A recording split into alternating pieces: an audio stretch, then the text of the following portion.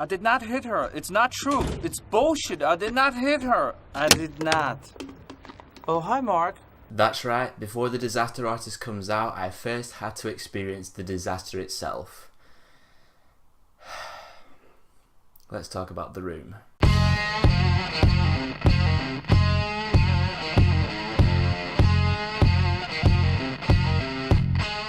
So I watched The Room last night with one of my friends, and I was very curious going into this film because I'd heard the legacy, I'd heard everyone talking about it. It's supposed to be like the Citizen Kane of bad films. It's supposed to be one of the best, worst films ever made.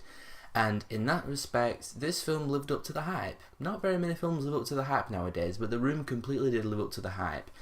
It is one of the worst films I've ever seen in my entire life. Seriously, after this film was finished, I was just like frozen in a state of shock. I was just literally sat there for ages, just staring into the endless abyss, just questioning why I watched the film, apart from the fact that Disaster Artist comes out. But also, why was this film made? Which is why my interest in The Disaster Artist has now skyrocketed, because I just need to understand, how did someone look at this film and go, yes, we'll put that in cinemas? Seriously, every single thing about this film is terrible. The writing, the directing, the acting, the cinematography, the music, the construction. It's like this film was made by a bunch of people who have never seen films before, and they just decided to make one because. Oh my god, the acting in this film, I mean, were they actually trying to give good performances? It's almost like they showed up on set and they did the first take and went, okay, that's fine. And they didn't even try and do a better take.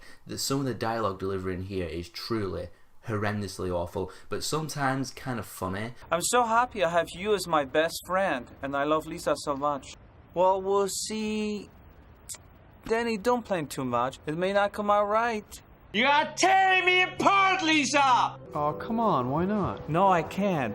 Anyway, how is your sex life? The thing is with The Room, it's so terrible and so bad, you almost have to see it to truly understand how bad it is. So this is like the only really awful film that I'll ever recommend you actually watch, just to see how terrible it actually is. And this film also has a couple of subplots that contribute absolutely nothing to the film at all. Like that one scene where that guy, I can't remember the guy's name to save my life, but he's on that rooftop with that criminal who owes him money, and then everyone comes up and starts questioning him and he's crying, he's going to jail, it's fine. What the hell was that about? That plays no significance into the film whatsoever. It was completely random, out of nowhere. And then later on, those two people walk into Johnny's apartment to do their thing inside their apartment, and then they get caught, then they leave. What am I missing? I mean, what? And can I just say also, Lisa, she's actually a really terrible human being. I mean, she's cheating on Johnny, and she's literally just telling everybody, yeah, I'm cheating on Johnny. I don't love him anymore. I want Mark. I don't see the problem here. I need to look out for myself. I genuinely hated this person. I could not stand her. And the music in this film was really, really torturous. It was always this overly serious, kind of like soap opera kind of music. Like the opening credits where it shows all like those San Francisco landmarks, that really dramatic music. Right there, I knew I was in for something really different with this film. And there's always those transitions in between scenes where it shows like the Golden Gate Bridge or something else in San Francisco, accompanied by that same dramatic musical score. I'm just like, what are they trying to get across here with this music? Yeah, The Room completely lived up to the hype for me. It's absolutely terrible. It's one of the worst things I've ever seen in my life.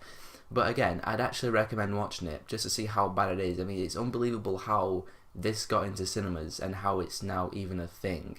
It's a good film to watch with friends. Don't watch this film by yourself. If you've never seen The Room, do not watch it alone. You will hate it. You'll want to end your life like Johnny does at the end of this film. Spoiler alert.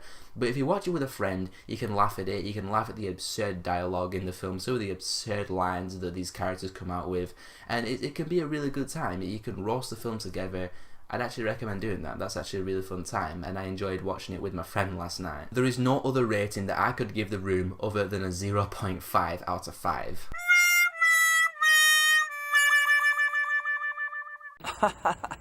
So there you go. I finally experienced the worst film ever made, but I'm now really excited for The Disaster Artist because I just can't wait to see the behind the scenes of this film. So look forward to my Disaster Artist review, but in the meantime, what on earth do you think about The Room, seriously? I mean, I know people see it as a guilty pleasure.